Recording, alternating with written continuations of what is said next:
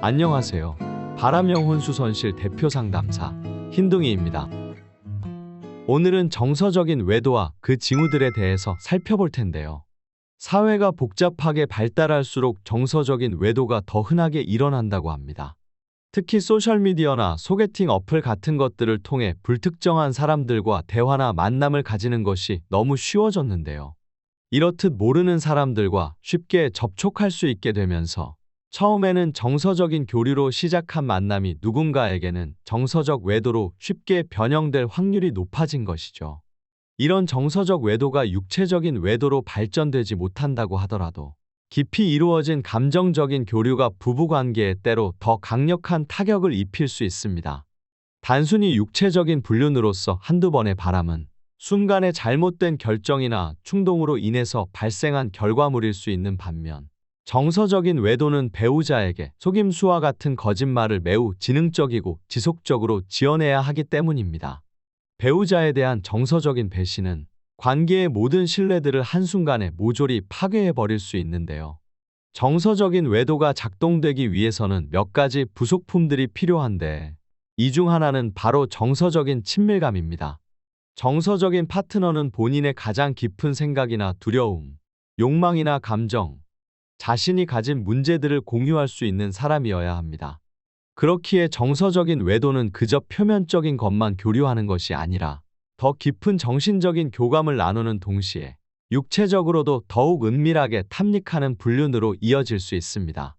배우자가 정서적인 외도에 빠졌을 때 발견할 수 있는 징후들로는, 첫 번째, 배우자가 핸드폰을 비밀스럽게 사용하기 시작합니다. 정서적 외도 배우자는 전화기에 암호가 없을 때 암호를 설정하거나 상대가 가까이 오면 화면을 지워버리고 아내가 찾지 못하도록 대화 내용이나 통화 내역, 사진들을 정기적으로 삭제해버립니다. 만남 앱을 지웠다, 설치했다 하면서 소통을 하기도 하죠. 화장실을 갈 때에도 숙면을 취할 때에도 전화기를 절대 눈에서 떼지 않을 가능성이 큽니다. 또 점심시간이나 늦은 밤에 아내가 자고 있을 때 들킬 확률이 낮을 시간에 상간자와 대화할 시간을 만들기 위해서 몰래 소통하려고 시도하려 듭니다. 두 번째, 배우자가 무의식적으로 특정 인물에 대해 많이 언급하기 시작합니다. 다른 사람들을 언급하는 것보다도 그 사람에 대해 훨씬 더 자주 언급을 하고는 하는데요. 남편의 머리와 마음에 자꾸만 상간자가 떠오르고 감정이 침투해 들어오는 것이죠. 예를 들면 직장에 다니는 특정 여직원에 대해서 이러쿵저러쿵 외모가 어떠한지, 성격은 어떠한지, 장점이나 단점들을 늘어놓거나 그 사람과 회사에서 있었던 사소한 일을 배우자에게 털어놓기 시작합니다. 상대에게 매료된 측면이 있기 때문에 무의식적으로 지나치게 많은 이야기를 하게 되는 것입니다. 그래서 아내분들은 평소에 상간녀에 대한 이야기를 남편을 통해서 많이 들었을 가능성이 있습니다. 세 번째, 외도 배우자가 비판적으로 변합니다. 갑자기 아내가 내린 결정이나 선택들과 행동에 대해서 사사건건 지나치게 비판적인 모습으로 변할 수 있습니다. 외도 배우자가 현재 만남을 가지고 있는 이상화되어 있는 사람과 비교한 결과일 수 있는데요. 아내와 상간녀의 행동이 같지 않거나 배우자가 하는 방식 그대로 행동하지 않는다는 사실에 남편은 아내에게 화를 내거나 답답함을 표출할 수 있습니다. 정서적인 외도로 배우자를 불공평한 기준 안에 가두려들기 때문에 배우자가 잘못한 것이 전혀 없더라도 나쁜 사람을 만드는 경우가 많습니다. 그건 바로 상간자를 이상화하기 때문인데요.